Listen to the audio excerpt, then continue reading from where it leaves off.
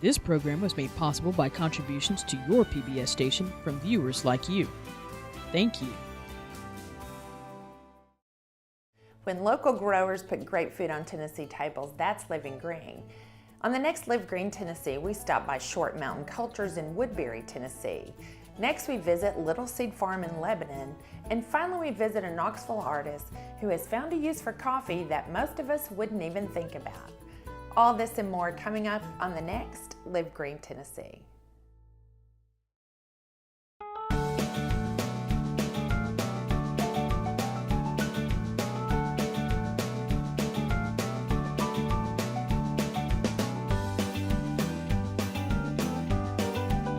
Pick Tennessee helps you find local farms and farmers markets, plus offers tips for choosing, using, and storing the fresh foods you buy. The Pick Tennessee mobile app is available now on iTunes and Google Play.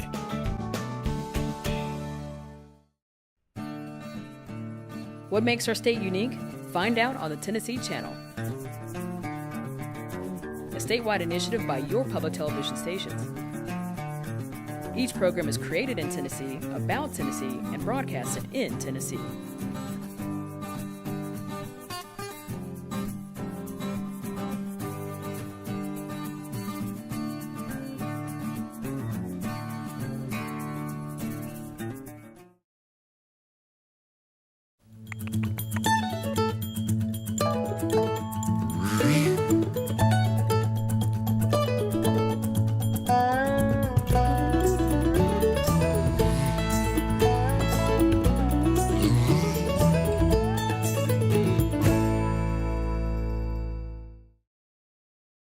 Hello, I'm Melinda Kiefer, and I'm proud to bring you stories from across our great state on Live Green Tennessee. Nestled within the Cannon County Arts Center, Short Mountain Cultures combines art, century-old culinary techniques, and fresh Tennessee ingredients to make their tempeh, a delicious and versatile Indonesian delight, enjoyed by vegetarians and carnivores alike.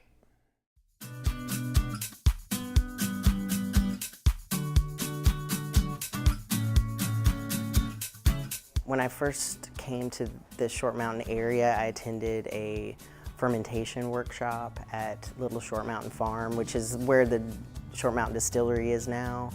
But that's where Sandor Katz had his fermentation kitchen, and he taught a week-long workshop, and we studied like sauerkraut, kimchi, kombucha, kvass, natto, miso, tamari, tempeh, just like pretty much everything we could get our hands on in that week we fermented.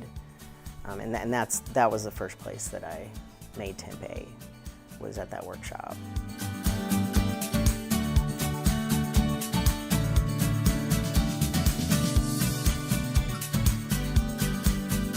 Well, I guess the easiest way to describe tempeh is it's a fermented bean and grain. It's a vegetable protein that originated in Indonesia, and it was brought to the United States probably in the late 60s, early 70s, and ironically enough, the first people to make tempeh in the United States lived at the farm in Summertown, Tennessee, and they did the first rounds of tempeh production in the 70s. It gained popularity over the past 40 years, and now it's a very common food in the United States, amongst vegetarians and vegans and fermentation enthusiasts.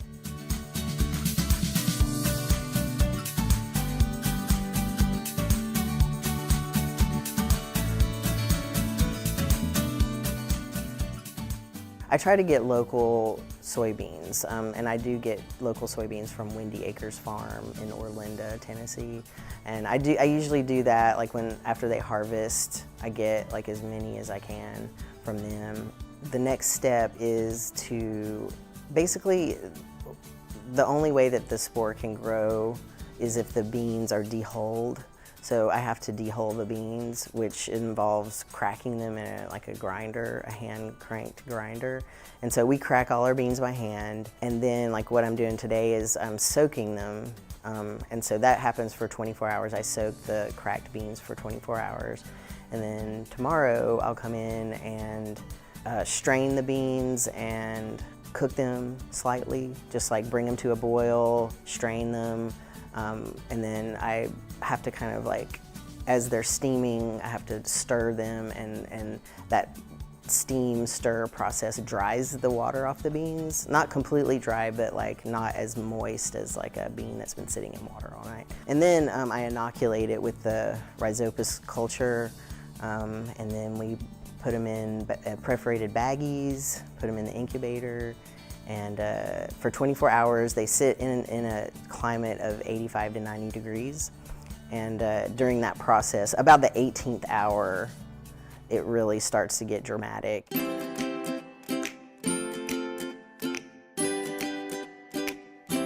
First and foremost, like the taste of fresh tempeh is really delicious. And I had eaten commercial tempeh before, and it was okay, but I didn't have like this moment of like, wow, this is amazing. But when I made fresh tempeh and ate it like right away, it just has like a delicious flavor. It was really fun to make, and I just got hooked. I mean, and going deeper into it, through the fermentation, the soy gains nutrition. And so it's like a great way to supplement your diet with organic food, proteins, without breaking the bank. I mean, that's like really like a huge reason why I got into the business, because it's an economical way to feed a lot of people really highly nutritious food, in addition to it tasting really good. And it's really versatile. You can do a lot of things with it that you would do with any protein source. Like you can grill it, fry it, bake it, steam it, boil it. You can add seasonings to it. You can eat it by itself. You can put it on any grain. It's a really versatile food. So it's like whatever you're cooking, you can turn tempeh into that. Like if you're barbecuing, you could make tempeh burgers. If you were stir frying, you could throw that into your stir fry. So it's just kind of like, it's like a vehicle for like an economic, creative, a good way to say it is like be friendly to the planet, because like the impact that it has on the soil is like soybeans are nitrogen, like a lot of people use them as rotation crops to rehabilitate soil, to put more nitrogen in the soil. So it's not taking anything away from the planet, it's giving. And it's like, any waste that you have, or any waste that I have from my production, goes into the compost. And it's just, I don't really see a downside to it. It's just like the more I learn about it and the more I think about it, the more I'm impressed with like the positive impact that it has on people and on the planet.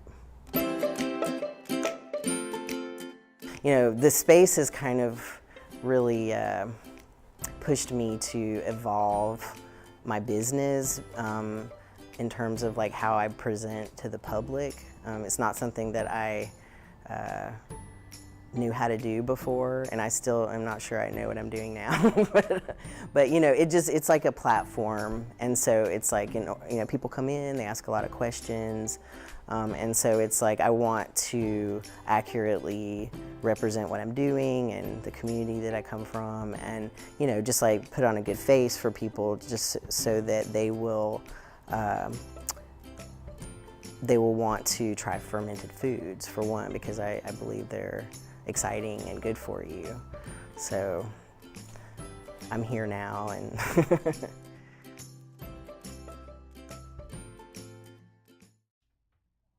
After one too many years of city living, the owners of Little Seed Farms decided to return to their roots in rural Tennessee.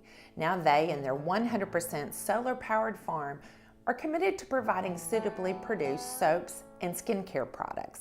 At Little Seed Farm, they keep it pure. They start with a seed. Hi, my name is James Ray. Welcome to Little Seed Farm.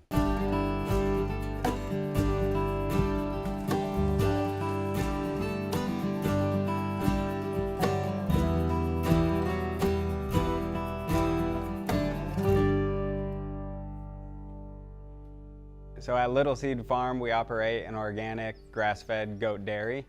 We milk about 12 goats currently, and we use all of our milk for soap making. We make a variety of organic soap and skincare products. The soap uses the goat's milk, and the skincare products like hand balms and things like that do not. So we primarily specialize in bar soaps.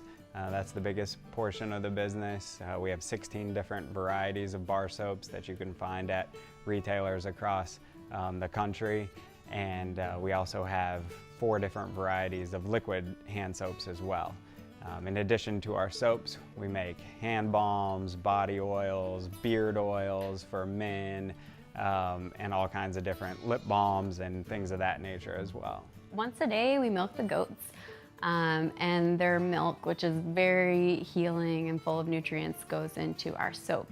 Our soap is made with goat's milk, organic coconut oil, and organic olive oil. And then any scents are organic essential oils that we use, and we also occasionally use some plant materials like mint leaves for exfoliating action, activated charcoal, which is a great detoxifying agent.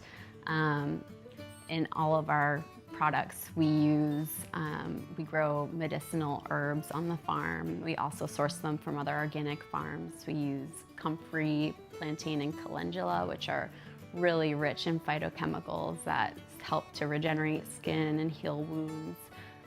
The goat's milk itself is very moisturizing, really great for dry or irritated skin.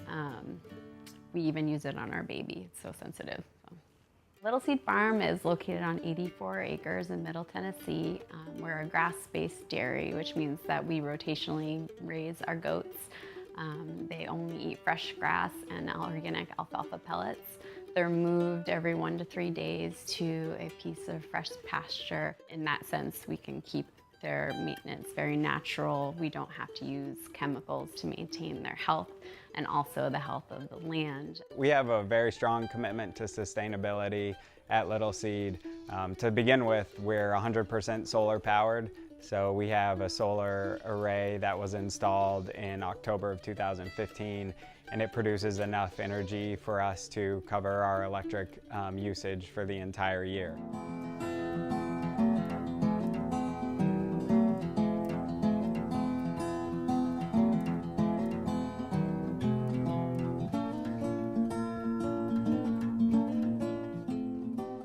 I love working here because I love what they're doing. I believe in what they're doing. I think they're doing everything completely right. People are very concerned with what they put in their body, but they're not always concerned with what they're putting on their body. So they take it to the next level, and I really respect that. A big part of why we moved out here was the family, and to start a family in a more sustainable lifestyle, to have a homestead, to produce our own food, and also to produce other products for ourselves and basically be self-sufficient to some degree. And so when we were planning, we didn't know it was going to be a soap and skincare business. All that we knew was that we wanted to have a sustainable farm, and we wanted to work together. We were both working in New York City. I'm from Vermont and James is from New Mexico, but our careers had led us to New York City. They're very city careers. I was working as a fashion designer and James was working in finance.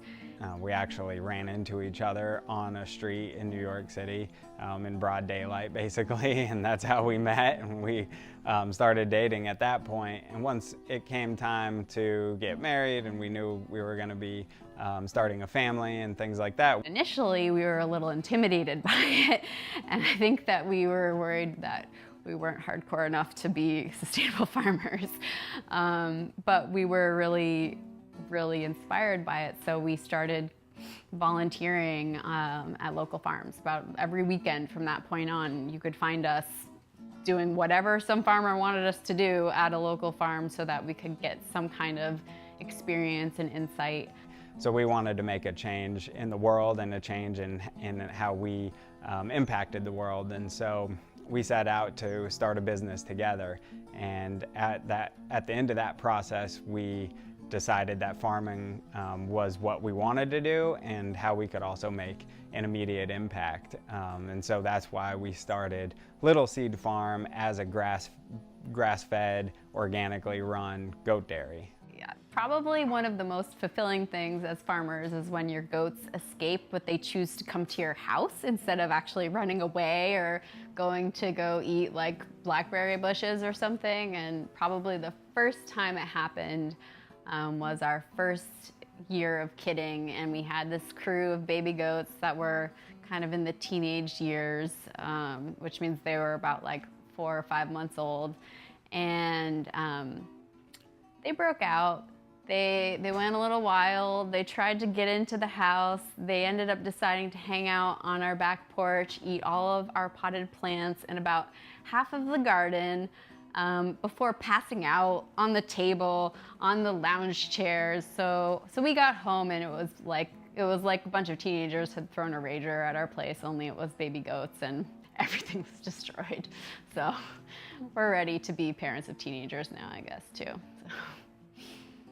When they talk about sustainable living, it's not just how they're treating the land, but it's for everyone. It's a really wonderful environment.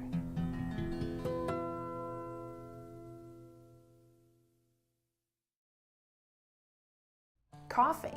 For a Knoxville artist, it does more than just keep him awake during the late nights. Coffee is his paint. Other artists have used coffee in their creations, but Michael Aaron Williams has a unique canvas, old ledger paper from his family's century-old store.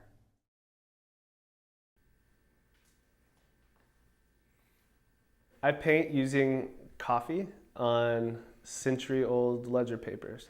It started because I found these ledger pages from my great-great-grandparents' rural store. They sold some weird stuff. Possum skin, which I don't know what you do with possum skin. I just saw the character and the context, the historical context that it brought to the work, and I was like, I have to try and play around with this. I love using the paper because as I'm painting on it, I feel like I'm interacting with my great-great-grandparents, because as I'm painting, I see that's their handwriting. You kind of get a glimpse into the daily lives of what was happening in 1937 or 1920s in their store. And so I feel like in a way I'm interacting with them, and they're starting the piece and I'm finishing it. So it started with the old paper, and I tried using watercolor, I tried using different things, and coffee just melts into the history of the pages. It just worked the best, so that's what stuck. Yeah, the coffee I use is a very special blend from Trader Joe's, so it's really, very exotic. And yeah, I just brew it extremely strong. Yeah, it's like almost like sludge. If you were to drink this, you'd be awake for a week or something, yeah. So it's just really strong, and then I'll water it down for, the shading on the face. I first started painting with coffee in 2012 after I got back from a trip to Thailand. We were living in Thailand, working in an orphanage and painting pictures of the kids. And so I started right when I got back from there because I loved the culture of the Thai people, but I was gone for 2.5, 3 months. So when I got back, I really wanted to connect to my own heritage here in East Tennessee through my art form. I love this piece. It's one of my newest pieces, so I feel like as artists, our newest piece we always think is the best. This piece just hits me right in the gut. In the past, I've really had a heart for inner city youth and, like in Thailand, working with disadvantaged youth. So this piece actually came from a street art piece I made in Thailand, where I was working with this kid. He was just so happy, and he had like nothing. His parents had passed away in his little village, and he had all these things thrown at him, which is the symbolism of all these horrible things shot at him, which is symbolism of the arrows. And he was still happy, and he was still there, and he was still this strong guy. I played around with a lot of different art forms in college, from abstract to, whatever. What I always loved was the human element. I was never really interested in making art that existed just for its own sake. I loved how it connected with people, which led me to do street art. in 15 different countries around the world and travel with it and work with different communities, and also with the portraits and the subject matter I use. I think people can connect with portraits. It's not a very elegant way to describe it, but I refer to them as Frankensteins. I think they're more attractive than Frankensteins, but they're kind of different people pieced together. So they don't really exist. Sometimes they're real people and I just paint them as I take the picture and from people I know, but most of the time they're like 3 people put together. Art's taken me to 15 different countries, and I've done shows in Rome, Italy, Paris, France, LA, all over. A lot of it's been through doing public art around the world, through street art, but also getting invited to different exhibitions for the coffee paintings and just to exhibit. There's a piece that it was like a 6-foot tall painting, and it was exhibited in France, and that started the whole French market for me. I went over there for an exhibition, a group exhibition, and there was like 50 artists there, so it was a huge exhibit in an old hot air balloon factory. It was really cool. We went and then not expecting anything, and then it exploded with all these galleries wanting to work with us, getting representation in France. So it was that one 6-foot tall piece that really it was actually, they made it the centerpiece of the show. I'd say that piece was really a breakthrough piece. And you never know, when you're painting on it, you're like thinking every 30 minutes, oh, this isn't gonna work out, Wherever I go with the art, wherever the art takes me, or wherever I travel, I'm always kind of anchored and I'm always drawn back to East Tennessee. And I was born and raised here. I just love the mountains, I think the mountains always draw you back. But just the culture and my family heritage here, and I just love East Tennessee. With this artwork, it always gives me an opportunity to talk to different people about, East Tennessee and this region, because the paper comes from here. The context of the work is just intrinsically anchored here. When I look through the pages of the books, there's a lot of family names that I recognize from where my grandparents, my mom have told me that these are family names like King, Eads, Russell. I can look and see, that's my great-great-grandmother. It's a tactile connection to them, because it's also their handwriting oftentimes. Once you start realizing the dates and what's going on historically, it gives a whole different context to the work and what you're painting on top of it. And that's what I love when people, when I show in France or when I show around the world, what I love is just watching people come up to the work and you can read all the different things that were written on the pages, and you can see where it's from and you can see the year. And I think it just really draws an audience in. I create art with it, and then it's sold around the world. This paper is now being framed up in Australia. I just shipped a piece off to Bangkok last week. And a lot of work is sold to France. So there's people in these, I don't know, whatever, French chateau, is that a thing? They have my work up in my work in this paper up in their home. The way I see it is it's not too hard to let it go, because in a way it's actually being preserved more through this art form than if it were just left in that old store. Thanks for joining us for another episode of Live Green Tennessee, where we take you all across the state into the farms and businesses of those who are making the move to eating fresh, living sustainably, and helping us all be more organic in our thinking and the way we live our lives as Tennesseans. Thank you for watching, and we'll see you next time on Live Green Tennessee. If you would like more information about Live Green Tennessee, please visit our website at livegreentv.org, where you can find everything from healthy recipes to past episodes and more.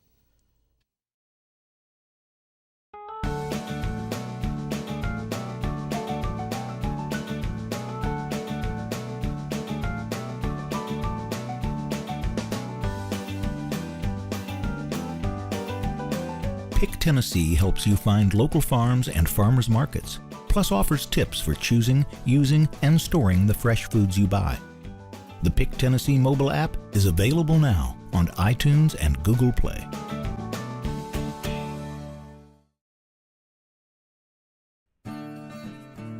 What makes our state unique? Find out on the Tennessee Channel. a statewide initiative by your public television stations. Each program is created in Tennessee, about Tennessee, and broadcasted in Tennessee.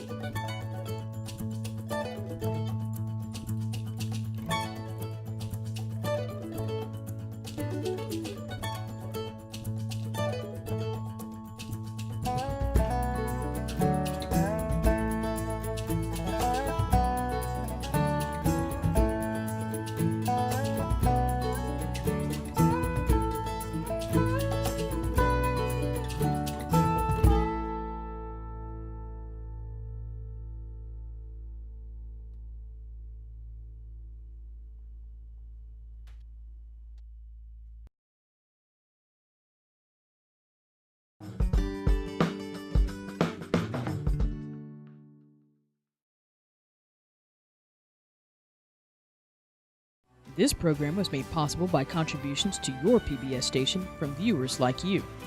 Thank you.